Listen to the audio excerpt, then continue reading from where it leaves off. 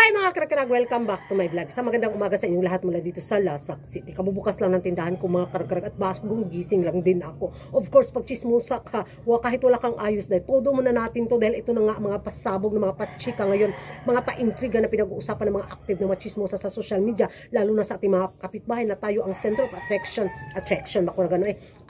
ngayon sa kanila mga karag-karag dahil nga dito sa nung na-vlog ko kahapon, di ba, yung sa pascam na Bitcoin bitaw na Miss Universe coin na pinag-uusapan nila na kung saan nag-react ang Miss Universe organization. Nagpalabas sila ng official statement na yun nga hindi sila sangkot dito at pati ang Miss Universe Philippines organization walang kinalaman dito sa pa Miss Universe coin na kung saan andun si Michelle D. Kaya pinuntirya nila si Michelle D na isa sa mga nag-promote daw ng mga pascam na lalaban pa naman sana siya sa Miss Universe 2023. Ito mga karag-karag, dito pala humugot ang ating mga kapitbahay bitaw ng mga pasabog na akusasyon dahil nga sa video na to. Watch this, kanakoy customer. Unsa man?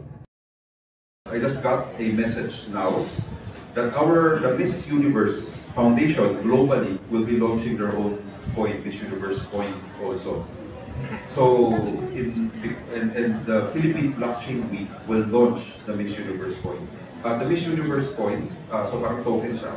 Di ba, before, alam niyo, may text votes, social media votes. You know, only the holders of the token can vote. So they will launch it around the world. No? And at the same time, so BBW will launch it. They just confirmed that BBW will launch it. And in support of our Miss Universe candidate, we will launch it and hopefully everyone will be able to support it.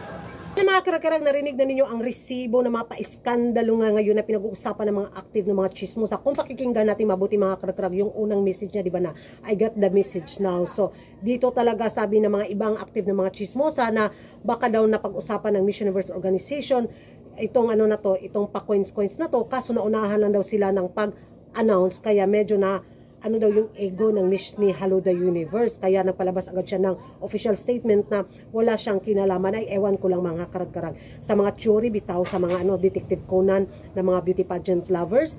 So sabi din nila yung sinisi nila dito kung bakit nasira yung ni Michelle D sa pa-event na to, kung bakit daw hinayaan ng Miss Universe Philippines Organization na papuntahin si Michelle D sa pa-event na to, kahit pa sabihin nag-promote daw siya ng advokasya, which is yung mga pa-coin-coin ba, mga pa-bitcoin na kung saan alam naman daw sana ng Miss Universe Philippines Organization na masyado daw scam ang pa-coins na to.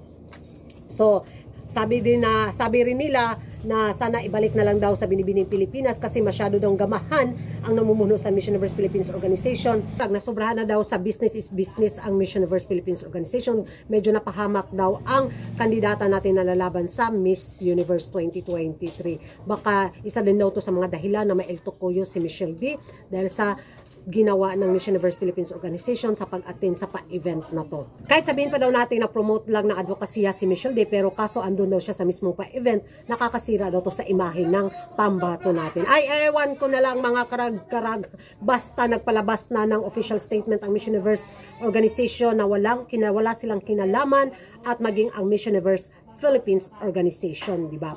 So, karag-karag ano yung magiging reaction ninyo tungkol nga sa pa-issue na to na may paresibo ngang hinawakan ang ating mga kapitbahay. Kaya, todo akusa talaga sila sa ating pambato. Mag-ingay tayo sa comment section at kung bago ka pa lang sa channel ko at kumahilig ka sa pang-pagod vibes na reaction video sa beauty pageant, don't forget to like and subscribe my channel ko Karag, ang babaeng lagi nagkarag-karag. And see you in my next vlog. Unsay mo haday?